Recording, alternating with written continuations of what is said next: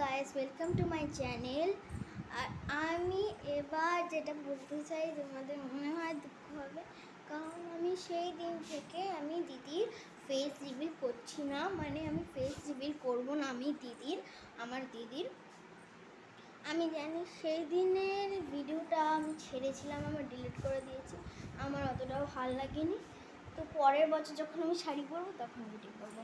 তো এখন আমি যে আসল কথাটা বলে দিলাম সেটা কিন্তু ভালো করে মাথায় ঢুকিয়ে দিও, আমাকে ক্ষমা করে দিও, আমি একটু বেশি ভুল করে দিলাম। তো আমি দিদিকেও বলেছি, দিদি তো ফেস রিভিল করবো না। দিদি বলেছে ঠিক আছে, করতে হবে না, অনেক আগের থেকে আমি ফেস রিভিল করছি না, তাহলে করতেই হবে না, থাক। তো এই জন্য একটু দুঃখ পেও না, আমাকে ক্ষমা করে দিও। হ্যাঁ, কারণ সবাই ফেস রিভিল করছে না নিজে। তো আমি ভাবছি একটু ফেস রিভিল না করেই ছাড়ি, আর কি করব। আমি পাগলের জন্য তোমাকে দুঃখ করে দিলাম বলো। তো সরি। পরের বছর না, পরে যখন আমাদের বেশি সাবস্ক্রাইব হয়ে যাবে, মানে বেশি সাবস্ক্রাইবার হবে, তখন আমি আমার দিদির ফেস রিভিল করব, ঠিক আছে? টাটা, নিজে খেয়াল রাখো। টাটা বন্ধুরা।